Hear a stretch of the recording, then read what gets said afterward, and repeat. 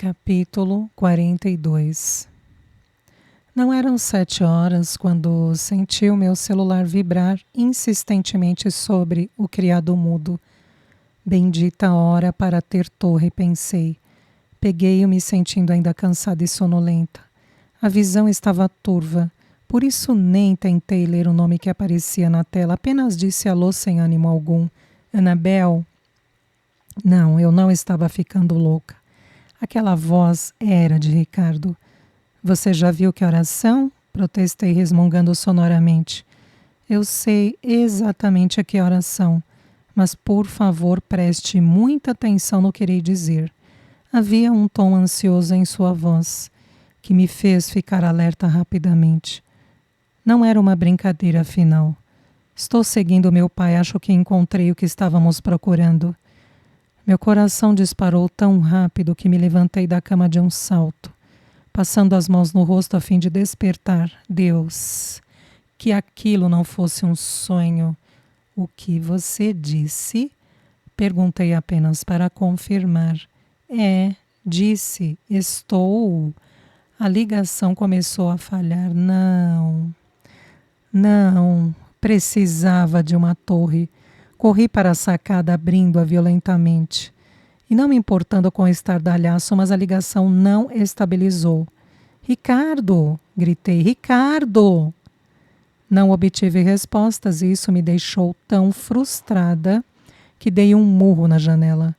Por sorte não foi forte o suficiente para causar algum dano, mas fez com que meu punho doesse de forma considerável.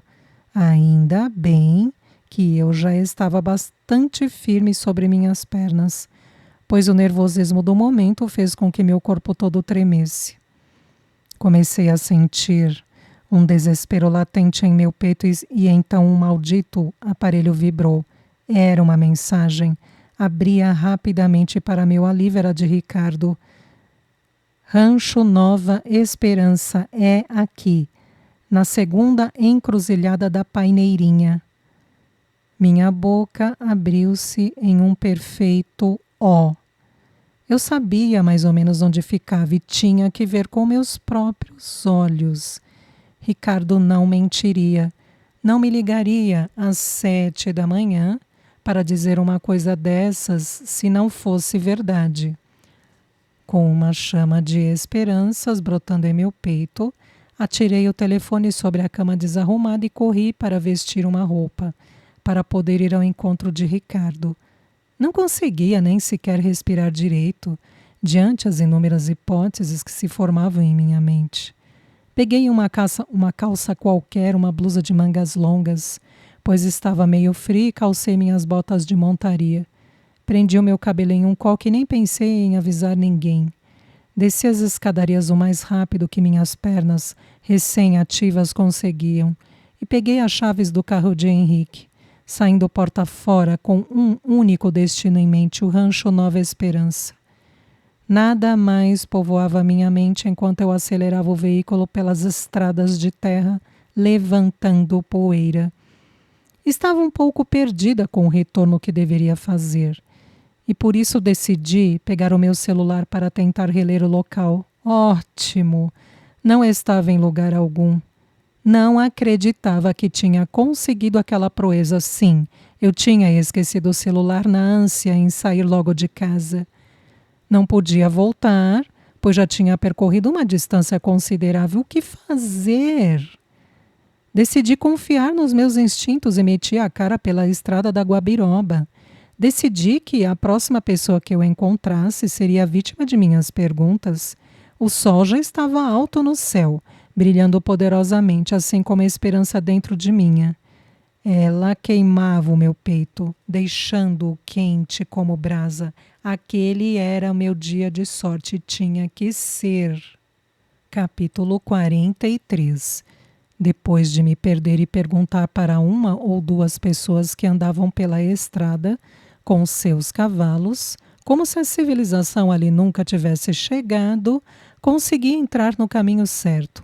A minha sorte foi que o carro de Henrique era bastante moderno e possuía um painel com relógio. Era exatamente 8h30 da manhã. 1 hora e meia, transitando feito barata tonta, e eu ainda não tinha chegado ao meu destino. Segundo o meu último informante, ao passar por uma árvore seca com uma placa na cerca escrito "Cuidado", com o símbolo de eletricidade, eu deveria virar para a esquerda e seguir reto, contando 2 encruzilhadas e entrar às esquerdas. Era lá o Rancho Nova Esperança. Pelo visto, o lugar era conhecido. A cada metro percorrido, meu coração acelerava mais e mais. Estava tão ansiosa que sentia minhas mãos suadas e inconvenientemente minha barriga roncou sonoramente, uma vez que ainda estava em jejum. Respirei fundo, tentando centrar-me em meu intento, e pisei fundo no acelerador, desviando de 2 buracos enormes logo em seguida. Assim como o homem me disse, lá estava uma placa em madeira sobre uma casinha rústica, com letras entalhadas elegantemente: Rancho Nova Esperança. Freiei bruscamente. Não podia chegar lá de carro e dizer algo como: Olá, eu sou Anabel e estou procurando qualquer coisa ilegal que me ajude a prender o dono desse lugar. Seria muito descuido. Dei marcha ré e escondi o carro perto de uma moita alta de capim. Não era um esconderijo perfeito, mas servia. Animada com o que poderia encontrar, desci do carro e comecei a fazer o percurso a pé. Passei pelo quebra-corpo da porteira e segui rumo à casa, que dava para ver apenas uma pequena parte dali onde eu estava.